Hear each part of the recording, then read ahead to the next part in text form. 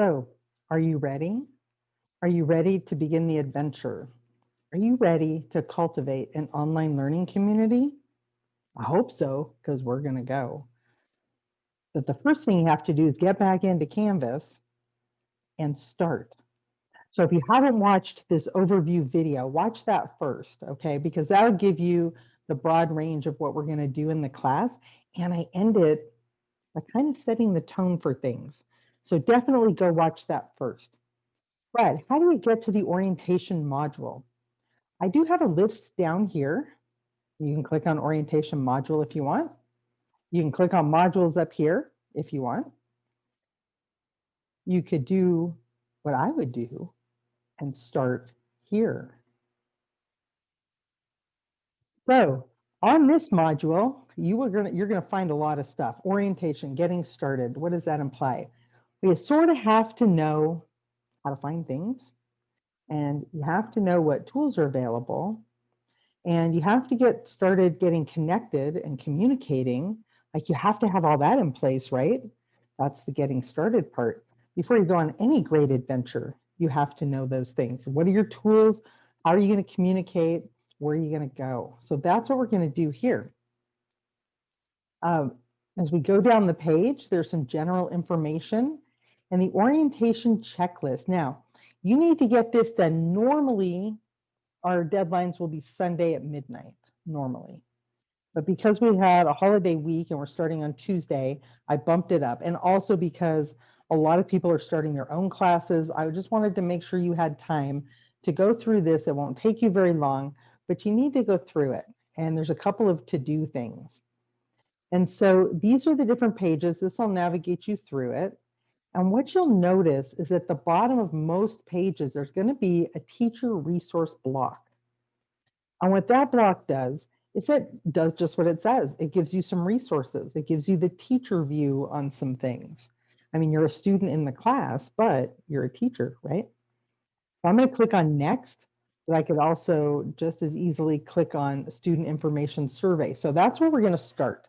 Student information survey. So I need to know a little bit more about you. And if you filled this out for B30, you kind of get a little bit of a pass if you want to use the one because you just filled it out a few weeks ago. Feels like a few weeks ago. Although you're welcome to fill it out again. But if you haven't taken this class from me recently, you definitely need to fill this out. Now, the reason I do this is because it starts the process of me connecting to the students. I ask some interesting questions. I get some demographics. I find out a little bit about you and why you're here. And I ask you to upload a picture. Now, I don't need an 8x10 glamour shot, okay? But I also don't want one with a bunch of Snapchat filters or Instagram filters, okay? And what do I do with that picture? I create a visual roster, and I should have grabbed one. I have one here for another class that I teach, so maybe I'll show that to you guys later on. But I create a visual roster so that my students start becoming faces, not just names, not just words on a screen. They actually start becoming people. And so I don't need a perfect picture.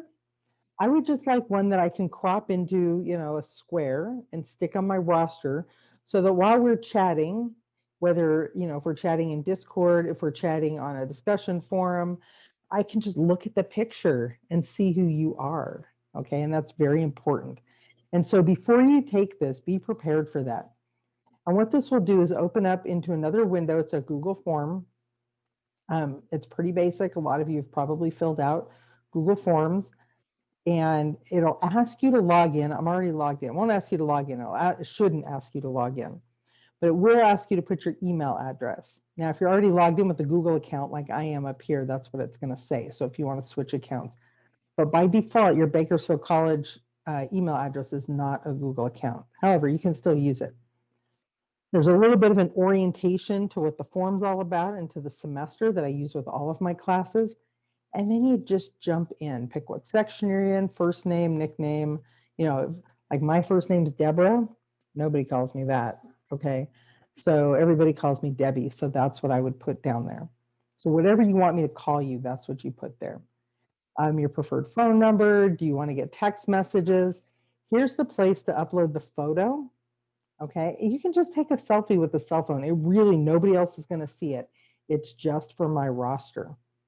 And then just move down the list. Okay, just move down the list. This first level, I've got it broken into 4 pages just so that it's not a ginormously huge form. But pretty much what I'm going to ask for are the basic information. I'm going to do a tech check, and then we're going to have a getting acquainted section where I ask you a question. One of the questions is, what makes you insanely curious? Anyhow, back over here. The way you navigate through is you can just keep hitting next, and that'll step you through it. You'll notice this little navigation bar up here at the top. So that gives you an idea of your progress. Like, I really like that. So this next section is just general course information. You know, we've covered a lot of that. If you read the syllabus, you'll get a lot of this. The course calendar currently right now doesn't have the dates filled in. I'm working on that because, like I said, like I said in the first video, I'm giving you guys a soft start for this week. And so I want to make sure we get everything in. So next, this is all the policies. So if you need accommodations, please let me know. You know, the attendance policy, how to succeed in this course. It looks like I need to change some dates. Basically, jump in, participate. Don't be a spectator. You get much more out of it. Be present, be inquisitive, be cooperative, be responsible. Oh, these are all good words, right? Ask questions and share your knowledge. Be curious, all right? And it almost goes without saying, do your own work, right? We shouldn't have to even say that. So there's some teacher resources down here again for you to take advantage of if you'd like. This next page gives the grading policy, and pretty much it's just a straight 90, 80, 70, 60 when I grade things. You do need an 80% to pass the class. And I talked about this in the first module or in the first video, but there are 3 categories. Your orientation has to be done by Monday. The modules will have different exercises. If we have a discussion, like a forum discussion, your first post will be due Thursday and your follow-ups on Sunday. There'll be 3 reflection discussions that'll be held in Zoom, and the modules will unlock Monday by noon. So that's my goal, is to get it up Monday by noon. I'm not a morning person. I apologize for that. And so I'll do my best to get them open as quickly as possible and post an announcement what that is. And then here's some more details on the projects that we talked about: the research project, the interactive lesson, and the final project. All right, next. So you're well, I guess the survey is your first assignment, but Discord is your second assignment. And what is Discord? So Discord actually is a platform that's been around for a little while. Gamers know what it is. A lot of your students probably know what it is. The Bakersfield College Office of Student Life knows what it is because they have a very active Discord server. So much so that I actually had to sort of mute them because I was getting too many notifications. So a lot of your students are already familiar with this. All right. And we're going to use it in some very particular ways. Okay. So how are we going to use it? We're going to use it as a back channel communication tool. So that means you have to know what back channel means. I linked to a really nice article from EDUC called 7 Things You Should Know About Back Channel Communication. The page that goes to has the abstract and has a few things. The full article is on the page. You can download the PDF. It's really only a 2-page. It's basically almost like a tech sheet or something, but it's got some really nice rationales behind the benefits of back channel communication. Actually, when I was in graduate school, or maybe it was a year or 2 after graduate school, I had the honor to give a presentation at ISTE, which is the International Society for Technology and Education. We had a really large room. We had I co-presented with one of my grad school professors on this very topic. What benefit does back channel communication bring to the educational experience? And if you think about it, a lot of the good stuff happens while students are waiting for your class outside, or as they're walking away from your class and they talk to each other like, hey, do you understand that? I'm not sure, what did he mean by that? And or in the in-between times as they're sitting next to people or working in small groups, a lot of good learning happens in back channel communication. So Discord's going to be our tool for that. And just read through this. It's going to be the place where we can get quick help, where you can ask questions, where you can share resources. And I'll take you for a quick tour in just a minute. How do we get started? So you're going to have to do a couple of things. So first off, if you don't already have a Discord account, you have to get one. And there's a link to a video that's pretty short, I want to say 5 minutes, that shows you how to do that and how to get connected. Okay, it'll show you how to get connected to servers. In particular, this is our server link. And so what happens sometimes when you click that link is it opens up in a web page and people will create a new account there. And then they decide they want to download the app and they don't know how to get there because they forgot their account information. The cool part is if you log into the app on your computer or the app on your phone with the same account information that you set up in the first place, it populates all those apps with whatever you're set up on, whatever servers you're on show up everywhere. I really like that. And if you read a notification on your phone, it marks it as read on the computer. I really like that. So you're not getting multiple notifications. Anyhow, follow the information in the video, and then you're going to join our server and see if you could just explore. See if you can find a few things, okay? Look around. So when you land there, you'll be on the welcome channel. I'll show you that in a minute. And, poke the links, try to orient yourself to where things are. See if you can find the member list icon. Click it, see what happens. Click it again, see what happens. Are there classroom rules? What's on that channel? So if you see the hashtag and a name, that's a channel. Can you figure out how to collapse a category to streamline your view? Basically, I'm not going to ask you to submit the answers to these. I just want you to look around and try to play around with it and see what you can figure out once you're in. And then you're going to get connected. Okay, so once you're in, once you've kind of looked around, go back to that welcome channel because there's a bunch of us using this Discord server, the BC Education Discord server. And so I need to know you're there. Like by default, I don't know that you're there. Okay, so on the welcome channel, you'll send me a message and you'll say, hey, I'm in B31 and my name is, and my professor is. And that way, when we see our students, we can get them connected to our own channels. Once you're all set up, once you're in, here's the assignment part. I even hate to call it an assignment because we're going to have a conversation. Okay, so you're going to share a story.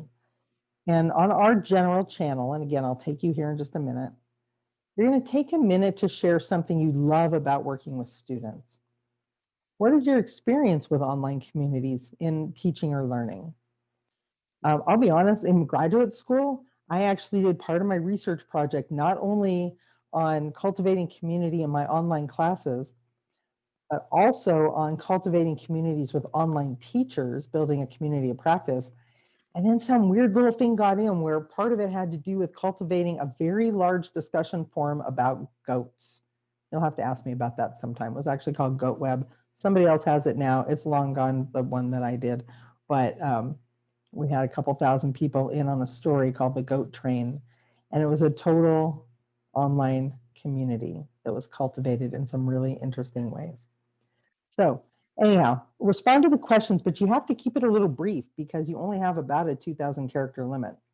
So Discord is not really the place for big threaded conversations, but I wanted to give you something, a reason to post, okay? And this is a good place to start.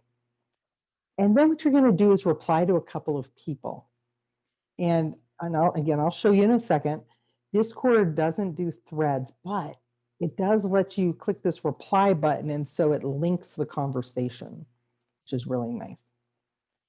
And your original post is due on the 23rd, and try to make some replies to your classmates by the 25th. I believe that's Friday and Monday. All right, so I promise, let me jump over to Discord and show you what we're talking about.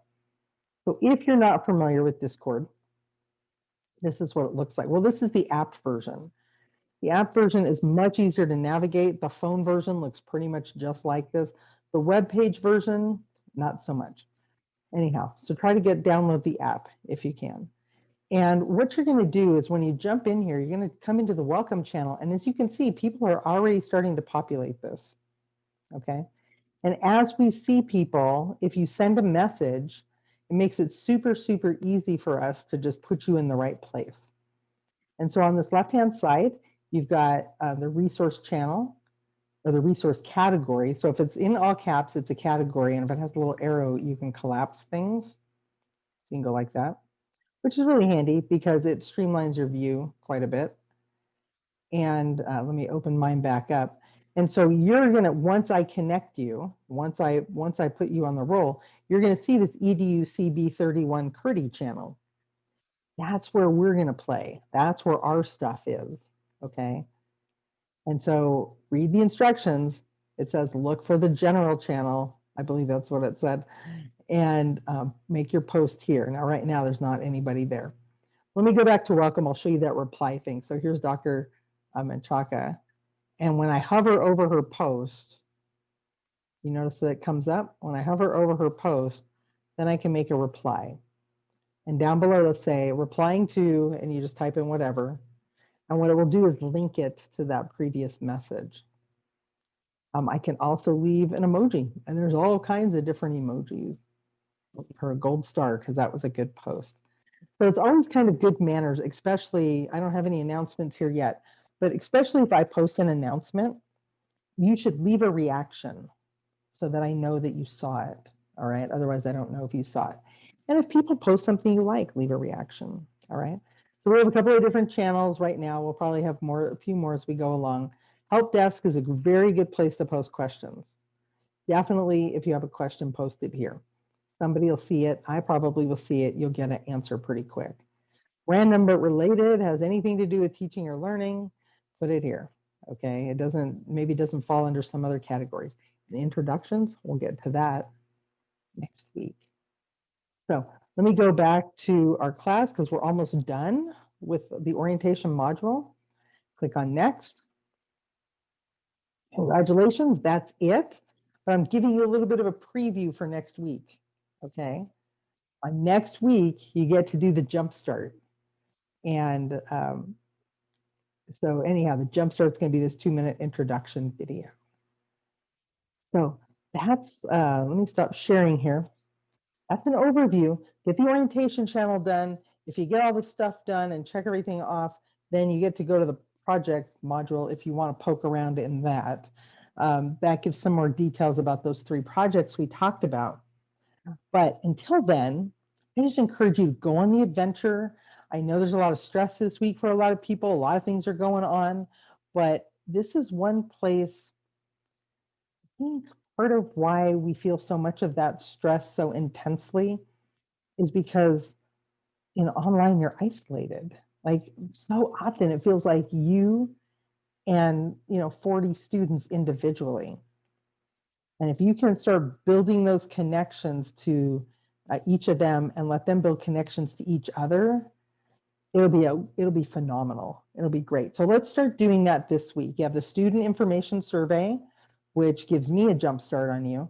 And then you've got that Discord server, which gets you all connected to communicating. And don't worry, if you get hung up on it or something, just send me a message. Send me a message on the Canvas inbox. That helps me keep things organized. But you can send me a message on email directly if you want. And so until next week, or until next time, until next module, I encourage you to always explore, experiment, and engage. Because if you do those 3 things, this is going to be a really good class.